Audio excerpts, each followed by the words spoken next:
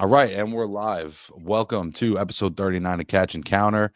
We appreciate you guys joining us. We're a day late today here, Tuesday, 3 p.m. EST. Thanks for joining us. If you're watching us on Wednesday over on Big Mouth Radio, we appreciate you over there too. Nibs, interesting week. We get Ben with the getting revenge in his rematch. We got Espinoza. We got David Benavidez next week. But before we get into any of that, how are you, my friend? I'm doing great, brother. There's a lot going on in the country. We've talked about it off air. So this is a trying time in the United States of America. But you know what?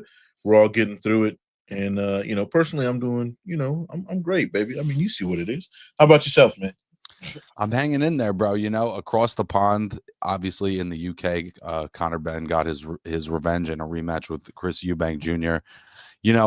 We talked about the first one. The fight had no business being as good as it was, and unfortunately, this one just wasn't quite the same because it felt like Eubank really didn't have much in the tank, and throughout the fight, Ben was just snappier, sharper, more accurate, more quick to the draw, and Eubank, for his part, just didn't look like between the weight cut and maybe some hard fights that he could pull the trigger in most exchanges. And Ben wins a pretty devastating decision. I'm not entirely sure what it means for his career moving forward, but it's I'm sure it's rewarding for him to have gotten the revenge in the rematch and maybe to move forward either at welterweight or junior middleweight or something more natural to him.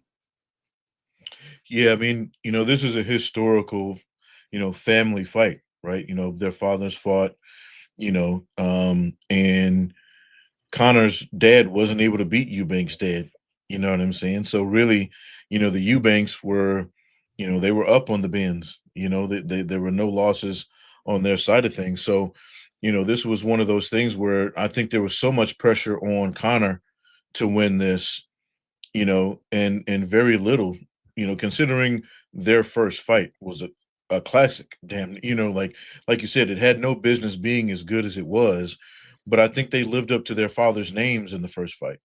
This fight, I think, you know, Chris, he alluded to having to deal with some things outside of the ring. I'm not going to speculate on what those things are, but whatever it is, it clearly affected him during the fight. And I think the weight cut, he's a naturally Yeah. bigger guy. Yeah. And you saw that because Ben didn't have to cut weight, he actually just got to fight. I think he was fresher. And again, motivated. I think he was way more motivated to win this fight than Eubank was. That being said, I still think it was a hell of a fight. You know, it wasn't the first one. So in comparison, this was garbage. But overall, if you take it at its own merits, it was a really good fight. Hats off to Conor for getting the win. And I think what this does is it opens up the door for him at his weight, which is 147, right? Considering, we were just talking about this last week with, kind of the big dogs moving up to 154, 147 is wide open again, right? There's some good competition at 147 also. So I think this opens up the door for him to get some money at 147, bro. Maybe. The thing that I would be concerned about is now that he's been up at this catch weight of 157 now for the last two fights for the better part of a year, right? He's been training at this weight. He's now 29 years old. He's not like a kid anymore. At what point can you no longer get down to 147 and be as effective? And so is 147 still a weight, not that he can just attain, but then he can perform at? And then the question is, if he can't, then does he go up to 154, which has a pack of fucking wolves in it right now that honestly, I don't know if he can beat any of them. And it's not to say that he's not a good fighter, but I think part of what made this rivalry with Eubank maybe so necessary for them is that they're not particularly like top 10 guys in a weight class right now. They're sort of on the outside looking in. And so with each other, they were able to generate something bigger. And I wonder if they'll have a third fight. I wonder if Ben will go to welterweight and Eubank will go back to super middleweight and they'll just sort of resume separate careers. It'll be interesting to see what they do next. But it's been weird how this fight kind of lives on an island. It has no impact on like an actual weight class. It's not, it does, Mhm. there's an athletic significance missing to it. There's obviously the lineage and the heritage significance that you were talking about. But in terms of, does one of these guys get closer to something else bigger after this? I think this is the big thing for them, right? Like, you know what I mean? Let's be really clear. This is a fan fight, right? If you're a UK boxing fan, you love everything about this, right? You know what I mean? Like people, and it showed. Like you were talking about. Both fights are sold out. They definitely can sell right in the UK. This You're right as far as weight divisions. This was a catch weight fight. As far as both guys going up or down, I think Eubank was ranked a little bit higher than Ben was in their respective Sure. weight classes. But you know, let's not be completely critical. Like Eubank was a title holder. Ben was on his way to getting a belt when he took the first Eubank fight. You know what I mean? Because of the legacy that surrounded. So I thought it was good business.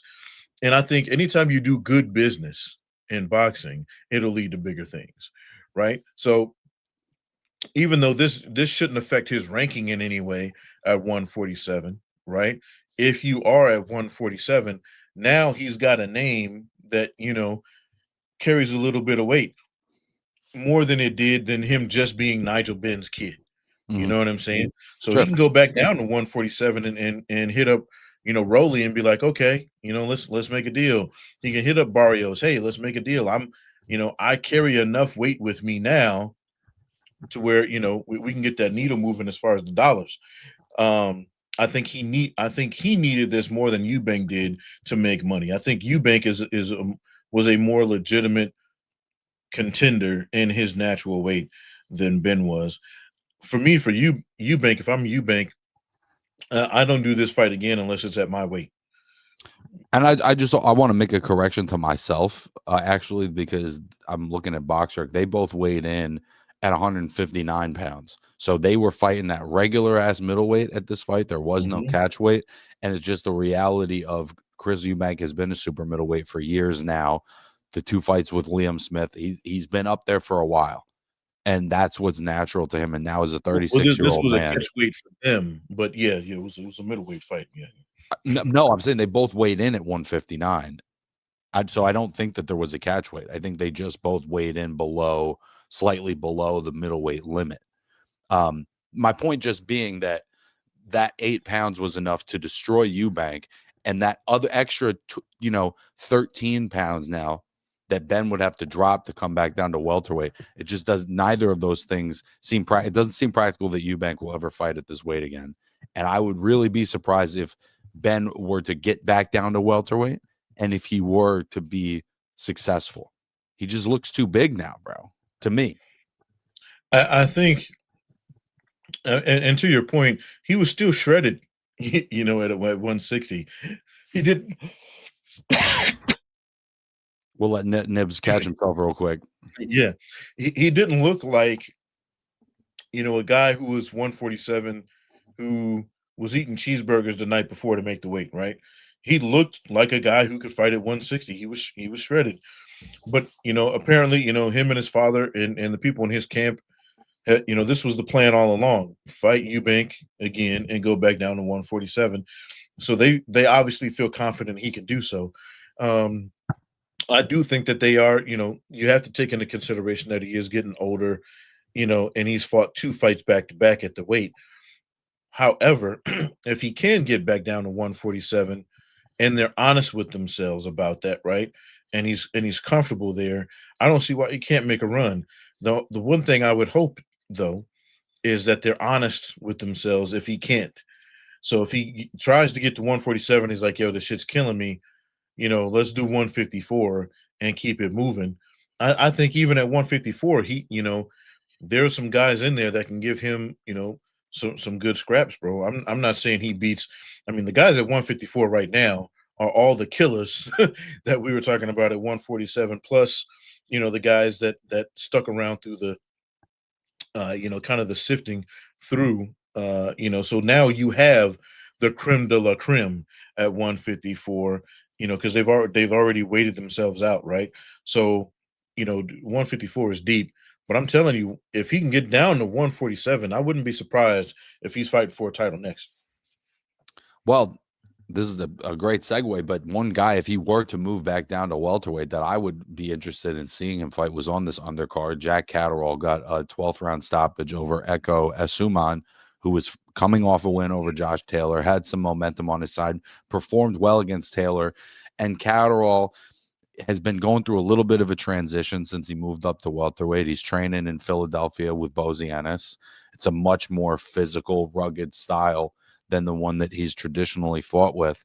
But it looks like, sometimes when a trainer is that different from the fighter's identity, I wonder if like it's good to mix it up, but at what point are you trying to train somebody for something that's not natural to them?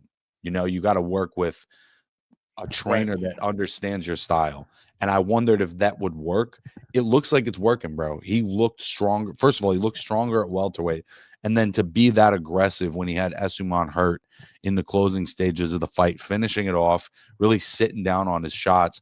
I think Catterall looks like a dangerous welterweight as well, particularly like you said, with welterweight being up for grabs. I think that Jack Catterall is very much in the mix at the moment to be the top guy. I mean, look, Jack Catterall was dangerous at any weight. I think he was one of the most underestimated 140 pounders. While he was there, I think people didn't really think much of him moving up to 147 because of that. I don't know why though, because when you watch him fight, I think it's his he's got the style. goods. I think it's his style. I think people thought that he doesn't throw enough punches, and as much as he's good defensively and he's slick, that he's just not going to be physical enough for guys that are like a Stanionis who's big and strong. He's not going to be able to keep a guy like that off of him. I think that was at least that was that I felt some of that as he was moving up. I was like, I think he's really talented. I think he's really sharp, but is he sharp enough to keep a guy that's a little bigger, a little more physical off of him? Well, look, in this sport, you fuck around and find out really quick. And I think people are fucking around and finding out. Like Jack Catterall is not to be played with, bro. And he wasn't to be played with at 140. Let's face it. I thought he was undefeated. I thought he got jobbed. You thought he beat You know, Barbosa? yeah, bro. I did. I did, and it was close. It was Don't a get me close fight, wrong. yeah. Yeah, no, don't get me wrong. I'm not taking anything away from Barbosa either. Right? I thought he won. Um, at 147, he looks stronger. Looks To, strong. and to me, you know what it is, and I'm not comparing these two guys, but it's a similar thing. And I know I talked about it last week. You saw the difference in Rolly at 147 than 140. He doesn't look like he's having to cut weight. He doesn't look like he looked when you saw him against Pitbull, right? He looked out of sorts. Like I don't know what it was. It just he didn't look that well. At 147, he looks more comfortable.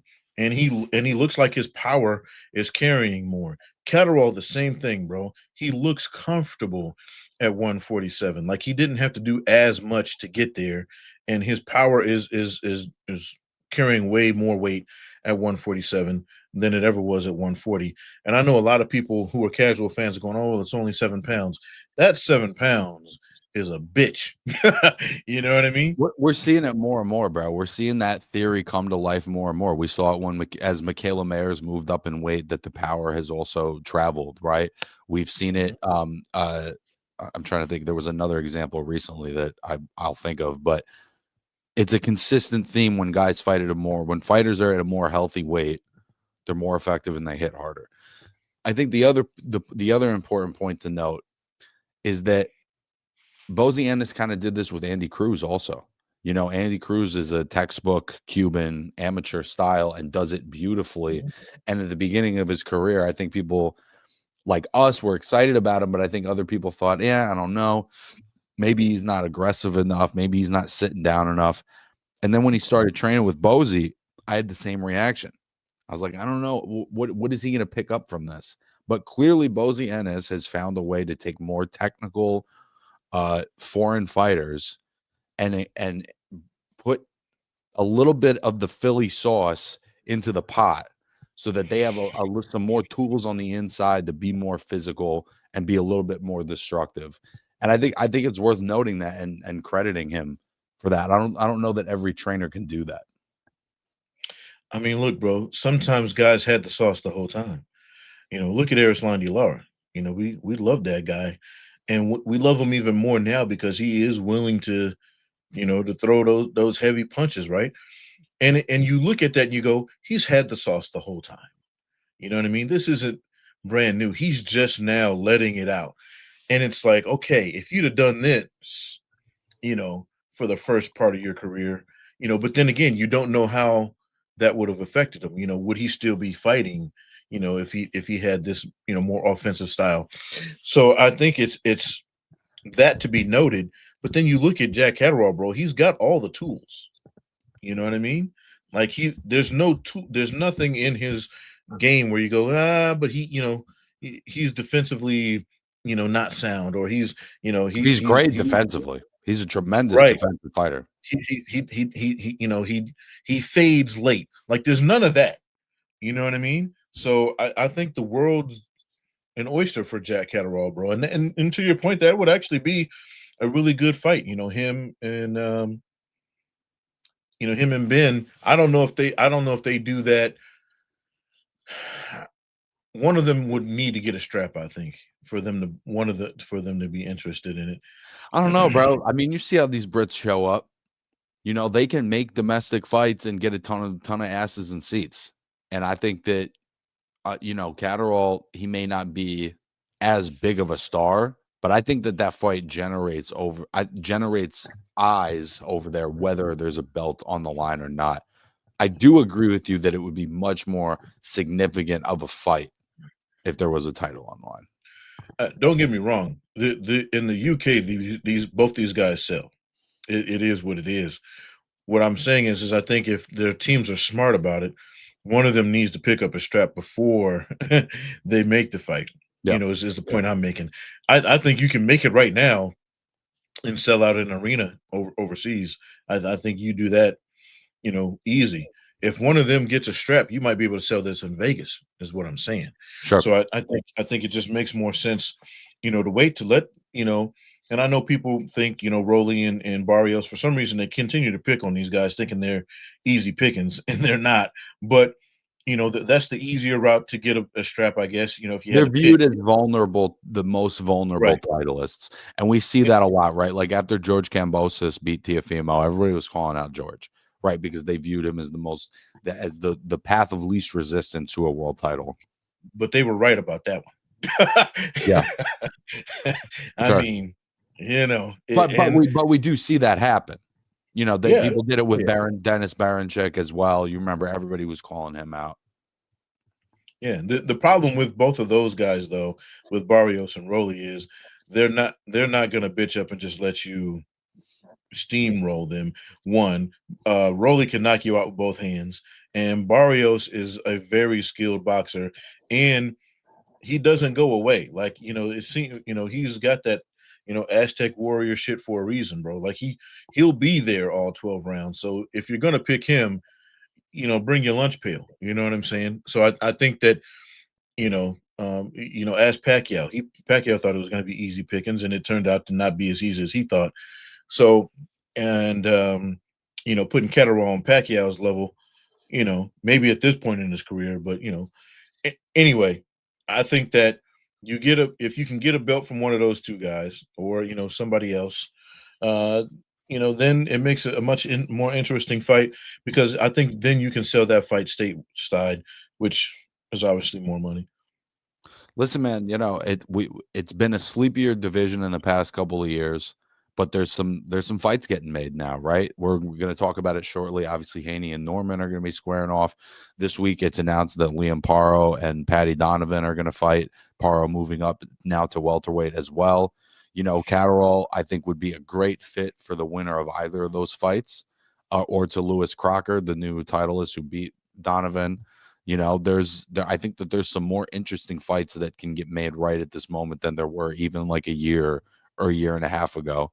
Um, and I don't know if that, great young fighters like Rohan Polanco. We just saw Tiger Johnson have a tremendous performance against Flaws. Maybe this is the class of guys to kind of help bring welterweight back up to the forefront a little bit. I think it's possible. Well, I mean, you see a lot of people jumping into the 147 pool, because of several different reasons. I mean, the guys at 140, there was a log jam there. You know what I mean, and still kind of is. With Tio and all those guys. 154, you got the monsters, right? Like those are the monsters, right? So 147 right now, I mean, it's a glory league, right? It's a glory division. Always has been. 147, you get it's one of the most exciting. Welterweight is one of the most exciting divisions to watch live. So, and then you look at it now, and guys are going, "Oh, well, hey, I got a legit chance to be a world champion if I fuck around with 147." As now that Boots is gone, I think with Boots and Crawford and all these guys moving up to 154, Virgil. right? It's like, okay, bet. Now the sharks are gone. Let's get in here and do some swimming, and it's an exciting time if you're a welterweight fan, bro. I think that a welterweight division that's thriving is better for boxing generally. It's a division that people are familiar with. They're familiar Mhm. with the fighters of the welterweight division in the last 20 years. And, I think that this happens in weight classes sometimes. A lot of times where guys fight is dependent on where the stars are. There hasn't really been a star at welterweight since Spence and Crawford, and that was sort of the last bow to tie up of that era of welterweights. Yeah. And it's just not a division that has defined itself since then. But I think that process is starting. Yeah, I mean, you it's easy for a fan too to identify with it because, the average person is what the weight size, right? Like, most people are walking around or like they like to tell themselves they are. But, it's an average man's, weight class, like, 154, 160. This is why these guys, welterweights are still the behemoths, right? Like these are guys that shouldn't exist. This size and speed and all the things that they can accomplish. They're the closest things we have to gladiators. When you get some of these smaller weight classes, it's like, oh wow, and it's super exciting. You usually get more rounds out of these guys, right? But then you have the superstars, and everybody turns out for them. So you're right. I think this is a star is getting ready to be born in 147. We just got to figure out who that's going to be. Right. And I think once, it can also be like 154 where there's just a pool of killers and they're all fighting each other and it's exciting. But I use Floyd and Manny as an example. Had those guys been had Manny stayed at 140 and Floyd stayed at 154, those would be the money divisions. It wouldn't necessarily have been welterweight, but the biggest fights that could have been made were at welterweight at that time.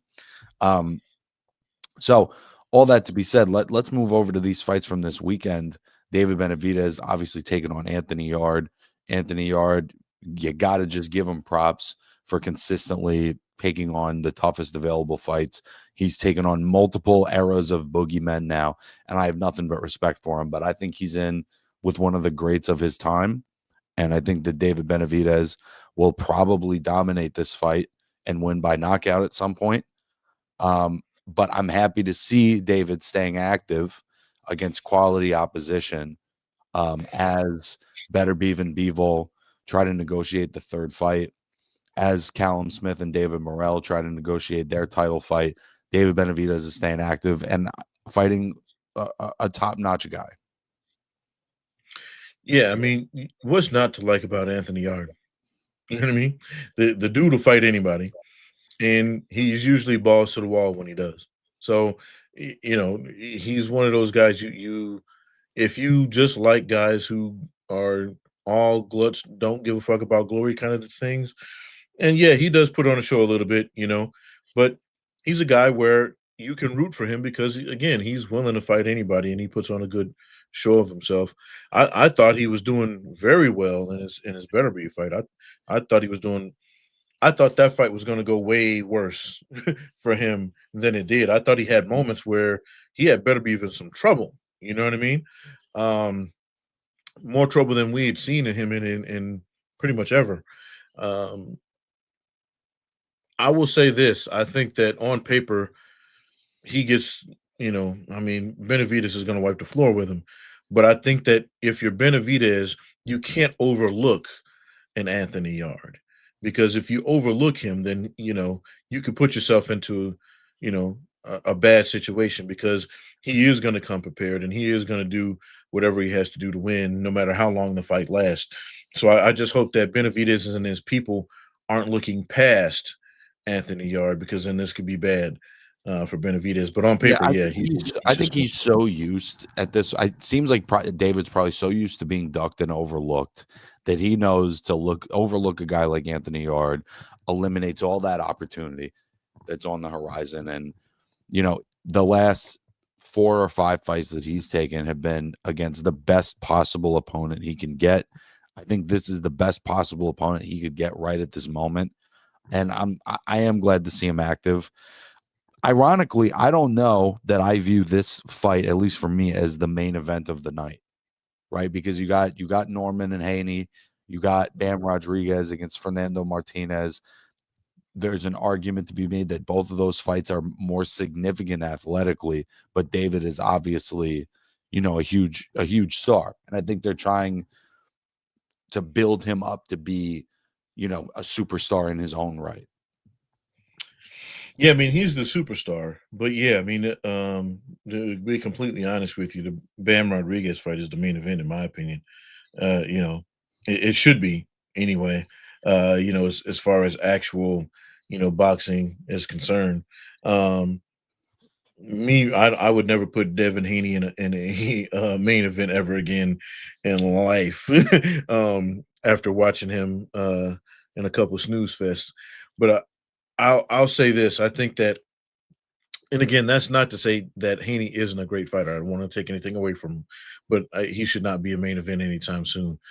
I think that, yeah, you make David Benavidez the main event because he's David Benavidez. That's ultimately why he's there. But again, I caution anybody who thinks that this is just going to be one of those sleep through, walk through fights. He's either going to have to knock Anthony Yard out cold blooded, catch him cold early on, or he's just going to have to beat the hell out of him over the rounds, because Anthony Yard is going to be there, and he can hurt you. Again, he's another guy with dynamite in both hands, and it can surprise you if you don't take him serious. I think it'll look similar, maybe not the same amount of time, but I think it's going to look similar to the Boo Boo Andrade fight, because I think that Yard is sharp. He's a good counter puncher. He's got fast hands, and I think he's going to come out aggressive and try to get in David's chest and get in the mix. And I just don't think he's going to be able to handle the volume that's coming back at him the same way that it was for Boo Boo. And he fought a hell of a first couple rounds. I mean, he came out and you could see he was like, I'm coming to take this one or I'm getting put out, and he got put out, and you go out in your shield sometimes, right? I think that's kind of how this fight is going to look. But I'm looking forward to seeing David in a real true 50-50 fight. And he's again Vosdick, Morel, Caleb Plant, Boo Boo Andrade. He's taken great competition in the last few years. But I'm excited to see him in with a Bivol, with a Canelo, with a better Beef, with somebody else that's at the very, very top of the division with him. Um, I'm looking forward to that for him.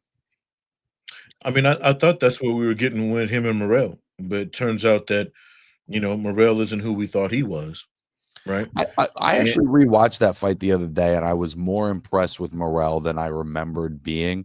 Just in retrospect, we know how good Benavidez is, and so watching Morel take as many punches as he did, and the way he answered, and then dropping David late in the fight, I think Morel is a real one. But experience matters, and Benavidez had a massive edge in experience that I think became unavoidable in that fight. and again, Morel hasn't looked his best in recent outings either, right? Like even up leading up to that fight. Again, not taking anything away from David Morel, I still think he's one of the most talented guys, and I think though. For me and my money, I think he should move back down. I think he's chewing off more than he can, or biting off more than he can chew at at 175. But with Benavidez, I think that again, as long as he stays focused, bro, I don't see anybody in the division that beats him, to be honest with you. And that's including the two guys that are currently 1 and 2.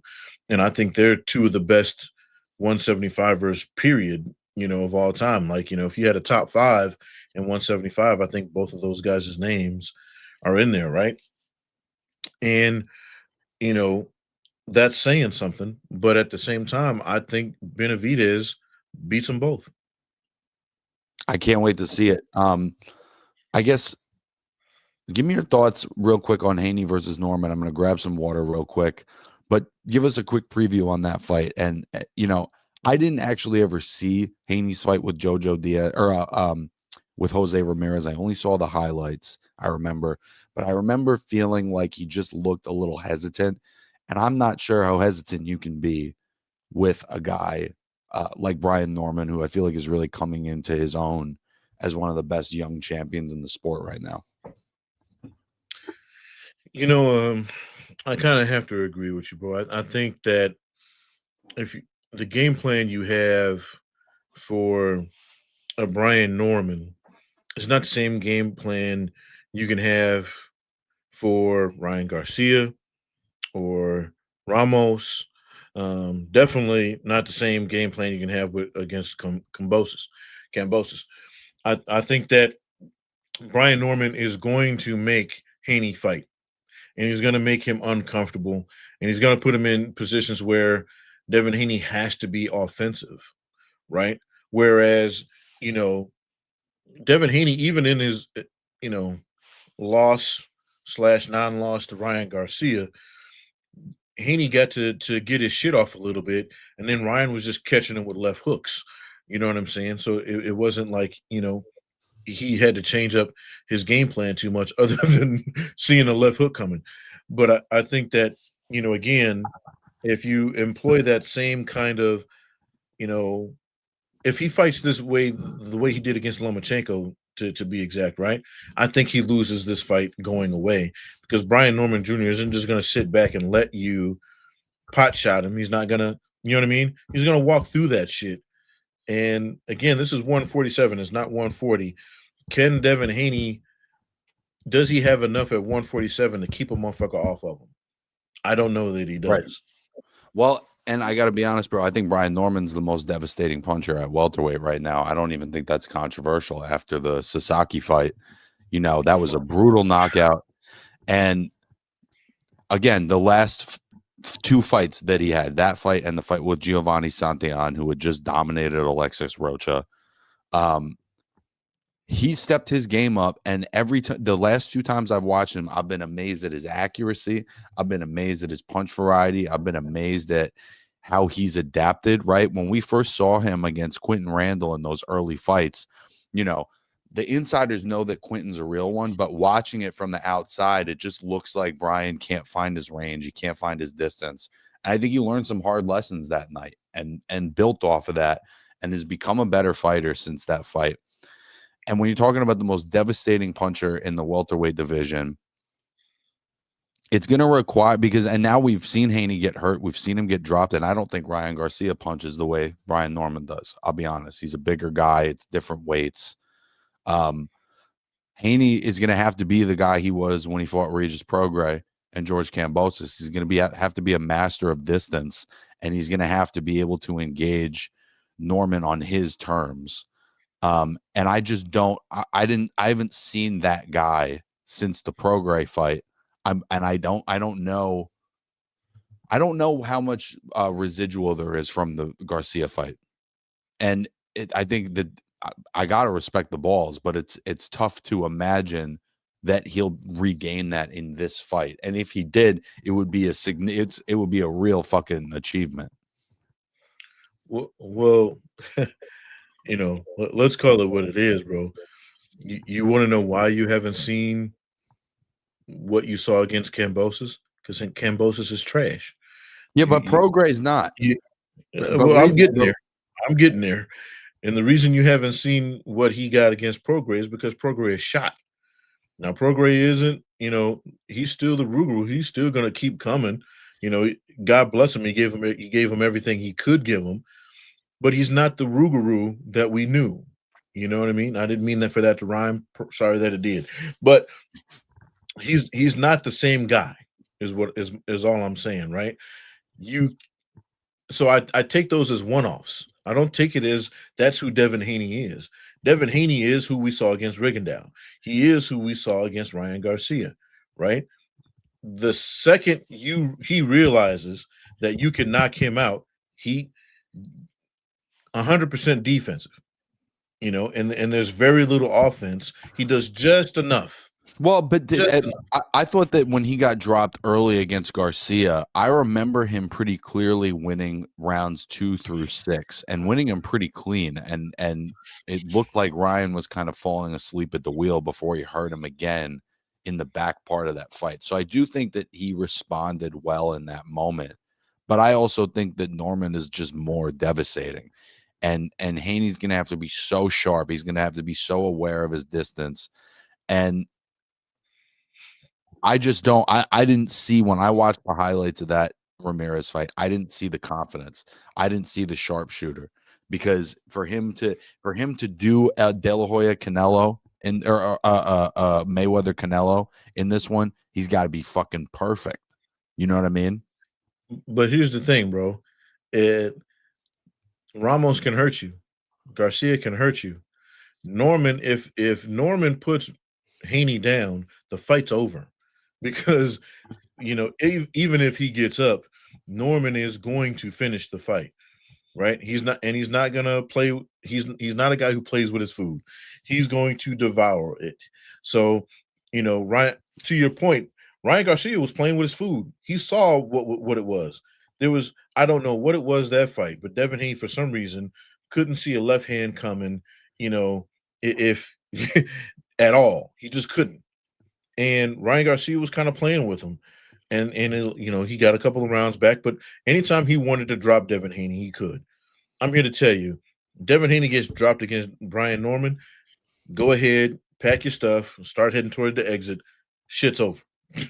Yeah, I don't want, and this statement could very well age like a fucking avocado, but I potentially think that Brian Norman's the best welterweight in the world right now. And I think fights between him and Tiger Johnson and Jack Catterall and some of the other guys that we just talked about, that's very exciting to me. And if Devin Haney were to win this fight, it would be a very significant piece of his legacy, and I think would kind of do a complete 180 on the direction of his career at the moment. I mean, it completely changes the conversation about Devin Haney, right? Because you almost, if not unfairly, forget about all the whining and bitching him and his dad did, this last year, right? You forget all the bullshit that the Haneys have kind of gone through. But And that's what we were saying, right? It was like, listen, you get back in the ring and you beat a quality opponent, and Garcia's over here fucking off, losing a rollie, popping hot for PEDs. People will forget about that. This is a what have you done for me lately sport. If you go out and you get a quality win, that's what you did for me lately. You know what I mean? Exactly. I mean, look, Rolly figured that out. He took a bad loss. Right. What did he do? He came right back and he won the fight. Nobody expected him to win, right? And now people forget about, what he looked like a couple of fights ago. Same thing, right? You get back, you even if he loses, but he loses a really competitive fight against Norman, right? Let's say this shit goes 12 rounds. Let's say he doesn't get stopped early and he was there every bit of the way and just gets beat. It still changes the narrative. The thing is Haney doesn't even necessarily have to win to change his narrative. He just has to go out there and not get completely dominated. He's got to have a good performance. He's got to have a good performance. That can come in a variety of ways, but he's got to go out there and at a minimum show a certain level of fire and desire that wasn't there in the Ramirez fight. Yeah. Now, if he gets slept early, well, then everything that everybody's been saying about him is going to get magnified. But again, like you said, come out here, put a good showing on yourself, and people forget, bro. People forget and they move on. And I think that's all he has to do. And I I'll be think it honest though, completely if changes he the narrative. came out and he was just sharp, like Boo Boo was against Benavidez, and he just gets, you know, downed in the line of fire, I can live with that too. If he comes out and really tries to put a stamp on this fight, and you just sometimes you go out on your shield, I can live with that too. But I just think there's a certain level of intensity that people are looking for from him that he hasn't shown them in a couple of years. And then who knows, right? Maybe he's one of these guys that the weight cuts have affected him. Maybe he's one of these guys where Totally. he does get up to 147 and we see a whole different kind of power range, right? And now we're going, well, shit, where the fuck was that? You know what I mean? And he does have enough to keep Brian Norman off of him. And then he gets to employ his Floyd Mayweather esque game plan, right? Where he can hit you hard enough to give you pause and then just work his game plan. Now, if that works out again, we're having a whole different conversation about him because that puts him in a different era, right? Because we're sitting up here saying, yo, Brian Norman right now is the cream of the crop at 147. You beat this guy, or at least look good against him. Well, shit, let's see what you can do against this guy. Then there's that interest, like you said, and then Rolly who, Ryan who we're talking. People will forget, real quick. It's it. It's just one of those things, bro, where you have to just keep fighting and keep looking good, you know, and we mentioned him earlier, or I did. You look at Pitbull Cruz, he's got some losses on his ledger, bro, but he comes back and then he has a fight, and you makes you completely forget about the loss. And then the guy he beat loses. And it's like, okay, you know, throw him back in there against whoever you want. It you have to, but you have to be able to do it. I don't know that that's going to happen for Haney at 147. If it does, I will gladly say I'm wrong, but I just think Brian Norman's got too much going on, bro. Let's get into our self-proclaimed main event of the night. Bam Rodriguez taking on Fernando Martinez, who I really do think is one of the most underrated guys in the sport. And it's tough, right? His most legendary wins, both wins against another Japanese legend in Kazuto Ioka, have not been on television in America. And you got to be a real YouTube boxing nerd like me to have seen those fights. So he hasn't been somebody that's been made available to American fight fans and Western fight fans generally. Um, but we did see him on DAZN when he beat Jerwin and Cajas twice. We didn't know who he was at the time. He was a bit of an unknown, and he came in and dominated those fights. Has beaten a Japanese legend in Ioka twice, and is in his prime, right? I think that Bam has beaten some great champions, but his greatest wins were against guys a little over the hill. Obviously, Sonny Edwards was in his prime, but retired shortly after in his next fight. I think potentially this is Jesse Rodriguez's toughest fight to date. I think Martinez is a bad boy. I think he's been hovering around the fringes of the pound for pound conversation in the last year or so. And I love this matchup, man. I really do. I don't think it's a matter of is it. I think it is. I think this is his toughest matchup for everything you just said. Look, bro, I urge people to watch those Telemundo shows and to watch the overseas Japanese productions that come on at 2, 4 o'clock in the morning, on YouTube. I'm here to tell you these Japanese dudes are crazy work, and he didn't just beat a guy who had a belt. He beat a legend, what I mean? A guy that most people were avoiding, you know what I mean? Because the Ioka was on my pound for pound list before Martinez beat him. That's how and good look, Ioka was. the before he fought him, the risk in fighting Ioka was most people over here didn't know who he was, right? But anybody in boxing knows that dude's going to be a hard out, and you might fuck around and lose. So I give him credit for not only fighting him once, but been beating him, but a second time, you didn't have to do that. So I think that um, even with as much love and respect as I have for Bam and he's high on my pound for pound list as he is yours. I think we got him at 6 or 7 Yep. right now in the ITR pound for pound list. I tell you what, bro, might even 5. Do we have him at 5? I think he moved up, or I haven't put out the new one. Anyway, I think we moved them up from 7 to 6 and switched yeah, with Canelo. yeah. And I'll say this, bro. Like, when you consider, and I think most pound for pound lists have him right around that, anywhere between 7 to 4, depending on, which organization does the ranking. And I'm not going to argue with it, but I'm here to tell you, he's not in here against light work, bro. This is the main event. And I said it with my full chest when we first started talking about this. It is the main event, and I think it's going to prove itself the main event after. This is going to be one of those fights where the next fight better be really good. You know what I mean? Because this fight is going to live up to the hype, and it may surprise some people. I think anybody who doesn't know about this fight is going to surprise the shit out of them because they may not know that on this undercard is a top 7 pound for pound guy taking on the most difficult, credible challenger to date, also unbeaten, also having some incredible career momentum at the moment. It's a main event on most cards. In our view, it's the main event of this card. And before we hop off of this card, I just briefly want to slide in Abdullah Mason versus Sam Noakes because I think that's a really good fight too. I'll admit I've only seen Noakes once or twice, but I was impressed with what I saw when I saw it. And I think that he is at the top of the rankings for a reason. And I think the fact that Abdullah has taken this fight at 21 years old, 20 years old, I mean, he's just checked every box as he's gone along exactly the way you'd want him to. I think he's in a real fight here, but I think it's one that he wins and becomes himself a champion and a contender and potentially starting, the start of a long reign and a long career. Look, until he gives me reason to, I'm not picking against Abdullah Mason.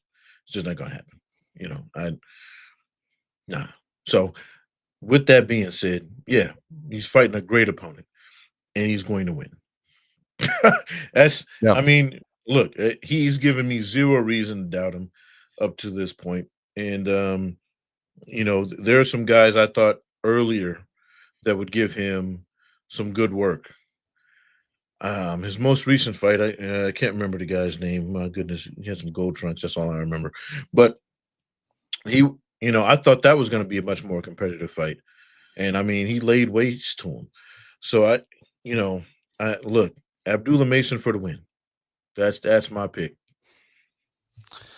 I guess our last topic of the day here, Nibs, is it's a little less in our lane, right? But the announcement of Jake Paul versus Anthony Joshua, we covered very recently that Jake Paul and Tank Davis was canceled in the quick scramble to find a new opponent. Now that a new opponent is Anthony Joshua, which provides essentially the opposite of everything with Tank, right? Now he's fighting a bigger guy.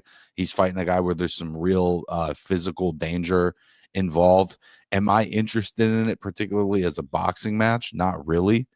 But I got to give respect to Jake in the sense of, all of the fights he's taken prior, the advantages are all in his court. And I think he enters this fight as a genuine underdog, and he didn't have to take it. He's already proved that the gimmick works and he can sell, shit for the price of gold. Um, and I respect what I respect what he's doing here. I respect that he's taking the challenge. I don't really understand what's in it for Joshua other than maybe $100 million. That's probably what's in it for him. But what do you think about all this?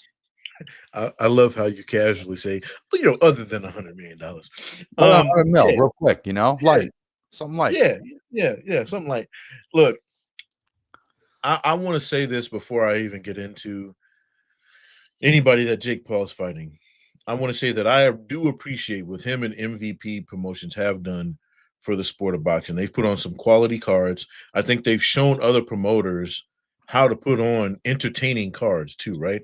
It isn't just the fights they put on. They've got live shows going on. They put on a show and it works. And what he's done for women's boxing and that portion of it, he's definitely helped move the needle as well there. So I will concede the fact that Jake Paul has done good business in the sport of boxing. Now, with that being said, his boxing career in of itself has been laughable at best. I mean, he's got a former NBA player, on his on his pro boxing ledger, um, and a convalescent Mike Tyson, and that's being nice. Um, with that being said, in his most recent fight, he did beat a legit former champion.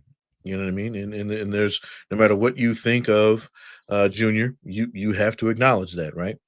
The fight with Tank was always just laughable from the beginning.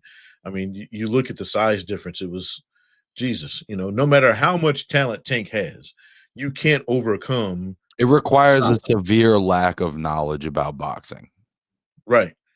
But with that being said, I will take my hat off to Jake Paul and the fact that he is. I mean, you can't get much more legit than Anthony Joshua, right? I mean, no matter what we think of what he's done in his last couple of fights, getting stopped in his last fight, but up until then, he was on a run, right? He looked way better against Usyk in his second fight than he ever did in the first one.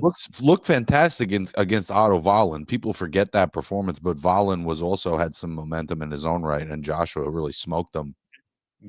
Anthony Joshua is not a gimmick. He's not a gimmick fighter. And Anthony Joshua is about as serious as you can get. I'm here to tell you. Oh, here goes Felix with his hot takes. Felix asking us, do you think his stock drops if he gets knocked the fuck out? I'll be honest. I've been critical of the guy for years. I don't think his stock drops regardless of the outcome. I think taking the fight sort of disproves the idea that him wanting a real fight is a myth. And that's something I've even accused him of, where he's calling out big names, but then he's taking on 50-year-old MMA fighters. And he was still kind of running that gimmick up until this moment. I mean, he was about to fight a guy that's 5'5", 135 pounds in his natural fighting weight. So I think just taking the fight ups his stock, to be honest. If we're talking about Jake Paul, no. I mean, Jake Paul fighting Anthony Joshua. If he gets into the ring, come fight night, you know what I mean, and doesn't pull a Curtis Harper, you know, that in itself. But I will admit, Felix, the shtick is over. If he gets knocked out, the shtick of and especially now having stepped up to that the shtick of, oh well, he's a beginner and we got to change the rules for him. He's only been fighting for almost a decade now, and now he's taking real professionals, and so the kid gloves are off. He now will receive the same type of criticism that I would give to Anthony Joshua. So, and I did that with the Chavez fight. He got his fucking ass whooped the last 3 rounds of that fight, that he was dominating for 7 rounds. And some of that has to do with Chavez. So I do think that Jake Paul getting clean clocked ends his grift as a legitimate boxer. It doesn't mean he can't go back and have a fight with KSI and do his, go back and have fun over here. And I think he probably will. I think when it comes to serious boxing fans, yeah, it's over. But I think he's always going to be able to make money, right? Because let's face it, and he's people always going to who be are able to yap. He's always going to be able to yap. the people that are buying his show aren't buying him as a boxer. They're buying him, right? They're buying the show. They're not buying the talent in the boxing ring. I do want to be very clear when I say this. He has become way better in boxing than he ever was, even against Fury, right? I think if you take this current version of Jake Paul and he fights Tommy Fury, I think he beats Tommy Fury in that fight. But let's be clear, there are levels to this game. Anthony Joshua, I think, could fight Usyk tomorrow lose, but be very competitive. And that's the best in the division. You know what I'm saying? I think he was this close to knocking out Dubois. You know what I'm saying? And got overzealous and ended up getting knocked out of goddamn self. I don't think there's anything Jake Paul can throw at Anthony Joshua that Anthony Joshua isn't easily able to get out of the way of. And I think it'll only take one. I mean, we saw Francis Ngannou, who by all means can take a hell of a punch. You know And what I is mean? much big. He's much bigger than Anthony Much, than much, Jake. much bigger. And let's be clear, hits a hell of a lot harder. You know what I mean? And that's saying something. Not Jake Paul does have. Look, I will say this: he does have a hell of a right hand, but that's all he has. Francis Ngannou actually had some decent boxing skills, and I'll say it. I think he was actually a little bit better at this point than Jake was, and we saw how that worked. You know what I mean?